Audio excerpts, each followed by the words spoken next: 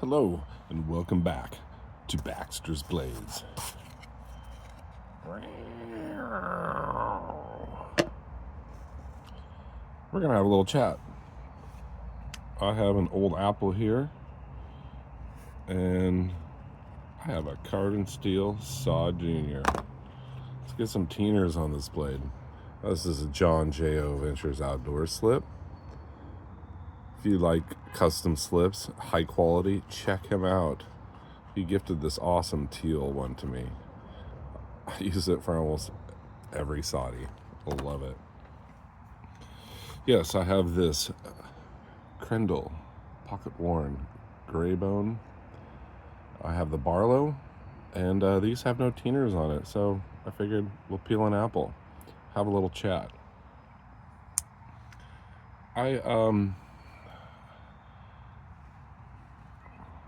Hopefully it won't bump the camera this whole time. So if you guys haven't noticed, Kalen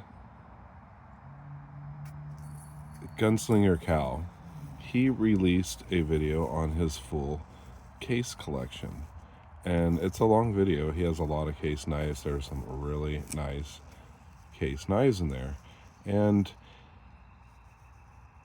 it was an awesome watch. And then I noticed that Richter Knives, he did a video on his case collection, and whereas it wasn't quite as large, he had some really nice case knives. And I know that, like, Rasputin's Castle, he's done the same thing, and I have quite a few case knives. So the other night I was like, well, I know it's going to be a long video, but I'll record a video on my case collection. Well, I mean, it turned out all right. I had a few flubs, like I was calling my mahogany bone. I was like, look at the teeners on it, and then I said it was stainless steel. So, there's a few things, but other than that, I recorded it, and I was watching it, and maybe it's because I know my collection, it wasn't as interesting. I don't know if I'm going to release the video. I mean, it was 40 minutes, and quite honestly, I couldn't sit through my whole video. Now, maybe I have a little bit more ADHD than everybody else, and people don't mind that, and they may like pause them and watch them in segments because they're such long videos. So I don't know. Let me know if you guys are interested in seeing my case collection, because I don't know if I'm going to release it. I quite possibly will just re-record it, because my case collection is changing on a daily basis, or weekly basis, excuse me. I mean, I have 2 in the mail and 2 on back order. So I may wait till those come in and then re-record it. But almost got through the whole thing in one peel. Almost. Anyways, yeah, I mean, let me know if you guys want to see. It's quite an endeavor, and it's a lot of knives. Not quite as many as Gunslinger Cal's, that's for sure. And I'd be happy to re-record it if you guys are interested in seeing it. I don't know. It just felt weird.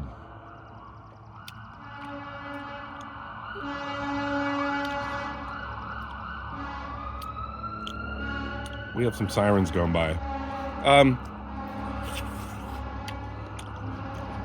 Why did it feel weird? Oh, it made me realize how much of a knife addict I really am, which isn't a bad thing.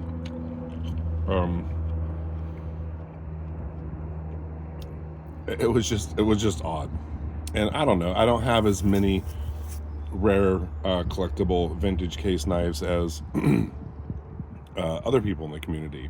Most of my case knives are newer. I do have a few older ones,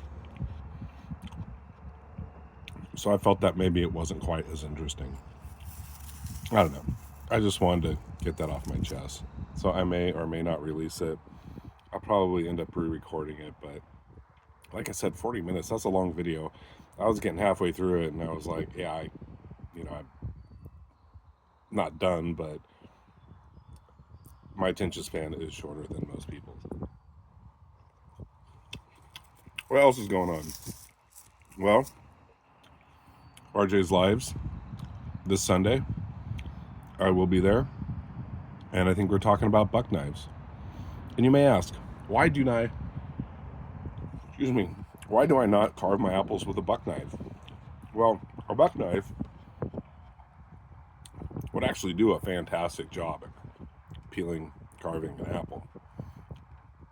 But I don't have a carbon steel buck knife. And I generally peel apples with carbon steel blades to get some tieners on them. So that's the answer. But I did recently get quite a few really nice buck knives. And that is the subject matter for Sunday. And so join us if you like buck knives, or if you just want to hang out with some knife addicts. Good times. I think I'm really having withdrawals of happy hour knife chat. Like, that was such a staple every Sunday around 2:30 Pacific after RJ's was, joining Big J, Jerry, and Kevin Boston Blade reviews. And they had like an hour and a half show, and it was always a good time with a lot of great people. And it's funny how you take it for granted. Like, it was on every Sunday, and it was like, sweet, and you watch it, and it was good times, and it kind of tied off the Sunday for me. But now that it's not there, I mean, I have been busy, and it's been nice to go for a motorcycle ride after RJ's and not be like, oh, I missed the show, but I feel like there's an emptiness, and I'm kind of emotional about it. These guys did what they have to do. Everybody wants a life. I want a life. I'm not going to be on lives most of the summer because I'm going to be out doing stuff and riding my motorcycle. But I guess you never really know what you got until it's gone. And that was a great show, and it was always so fun to be on it and hang out and see the guests that they had on the show. I'm just really sad it's gone. Maybe we'll get lucky someday in winter. We'll pop back in and do a special edition. I can only hope. And it is a lot of work to do those shows. I'm not starting my own live show anytime soon. I guarantee that. But it was a unique part of the community, and it was a great show that was just very unique from all the other ones. And it was always good times with buck knives, case knives, fixed blades. Heck, I was showing Rough Riders and marbles on that show. But a great people in the community, and I miss those guys. Every once in a while I check out their videos and shorts and see what's going on, but I don't know. I guess I'm just venting a bit. Well, thank you for joining me. This apple, for how old it is, actually tastes really good. And it's a small apple. And I do notice apple tieners don't give it quite as much tieners as a steak or a lime does, but probably depends on the how much acid is in the apple. Maybe I'll try a Granny Smith green apple next time. Thank you guys for joining me with apple peeling chat with Baxter. Have a fantastic day. Be kind. Take chances and stay sharp. Bye now.